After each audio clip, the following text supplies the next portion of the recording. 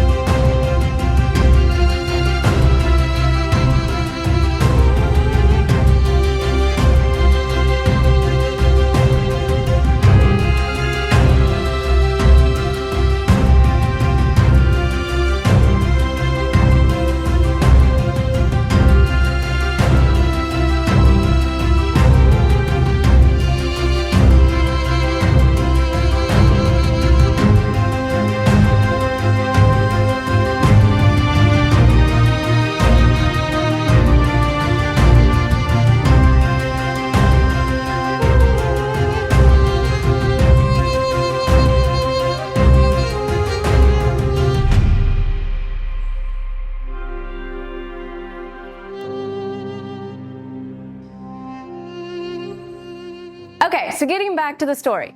Joseph's 10 older brothers took their father's sheep a long way from home to find a grazing pasture and water. Joseph stayed home to help his father. Now, after several days with no word from the brothers, Jacob called to Joseph. He told him, "Go and find your brothers, see how they're getting along and if the sheep are all right, and bring me word on how they're doing." Now, it took Joseph some time to find his brothers, but when he did, they saw him coming. They recognized that beautiful, colorful coat he was wearing. They began talking about killing Joseph. Now, Reuben, the older brother, tried to talk the others out of killing Joseph. He said, "Instead, let's throw him alive in this deep, dark pit. He'll never be able to get out. That way he will die without our even having to touch him." The other brothers all agreed to this plan. However, Reuben secretly planned to get Joseph out of the pit later and return him to their father. As Joseph approached them, they picked him up, tore his coat, and threw him into the dark pit. Joseph screamed for help, but he was all alone in the dark, scary pit. Or was he?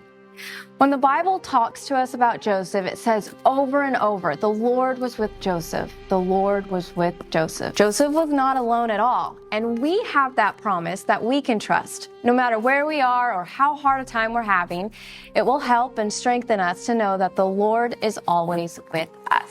A group of Ishmaelite merchants were going to Egypt to trade their rich spices and herbs. One of the brothers got an idea. Let's sell Joseph to the merchants going to Egypt.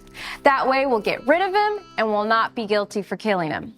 The brothers sold Joseph to the merchants for 20 pieces of silver. The brothers then came up with an additional plan. They killed a goat, dipped Joseph's colorful coat in the goat's blood, and took the bloody coat to their father. Jacob sobbed when he saw his son's bloody coat and thought a wild beast must have killed him in the pastures. You know, people, they may treat you cruelly, but remember, God knows and God cares. If you're doing right, God will take you right through the problem. You just have to trust Him. Joseph had to learn to trust God during this time.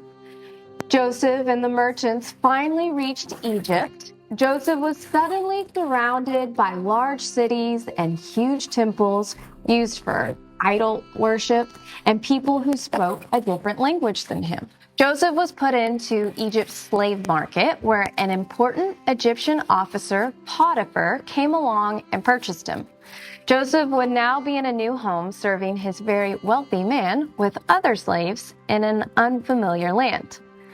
Perhaps Joseph prayed, "Lord, though none of my loved ones and friends see me, you see me and are watching how I live. Help me to be different from these people who do not know you but worship these idols."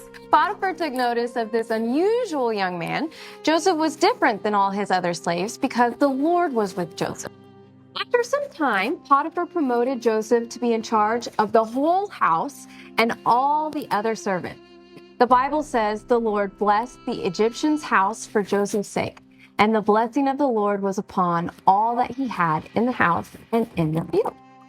Every day, As Joseph helped tend to Potiphar's house, Potiphar's wife, a beautiful young woman who did not love God, tried to get Joseph to do wrong.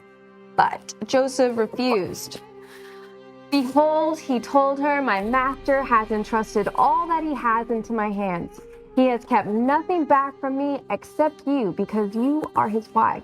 To do wrong things that you want me to do would be a horrible sin against God.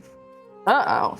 Potiphar's wife did not give up. She kept on pestering him day after day. One day, she grabbed Joseph by the sleeve and demanded that she do as she pleased.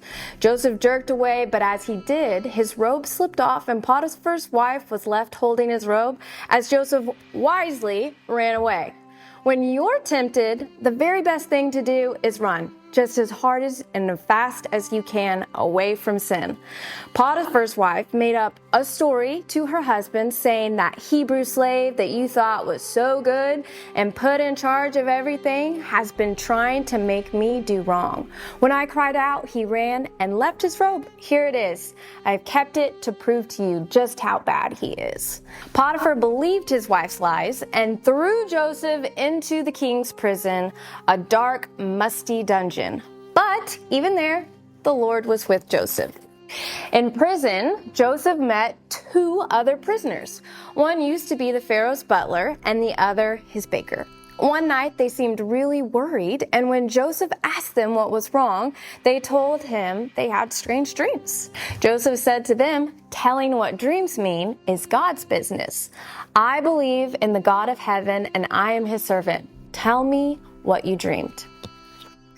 Now, the butler, the one that once waited on the king, told Joseph, I saw a vine with 3 branches, and it seemed to bud and blossom and bring forth ripe grapes. Pharaoh's cup was in my hand. I took the grapes and pressed them into Pharaoh's cup, and I placed the cup into the Pharaoh's hand. Joseph told the butler, God has shown me what your dreams mean. In 3 days, Pharaoh is going to take you out of prison and give you back your job. When this happens, will you please say a good word for me? I was put into prison without doing wrong. Ask Pharaoh to set me free. Next, Joseph heard the baker's dream. The baker said he had 3 white baskets on his head. In the top basket, he was carrying all sorts of breads for the pharaohs, but the birds came and ate them right out of the basket. Joseph sadly told the baker, your dreams mean that you will also be released from prison, but you will be executed. Things happened just as God had revealed to Joseph. In 3 days, the butler got his old job back, and the baker was taken away to be killed.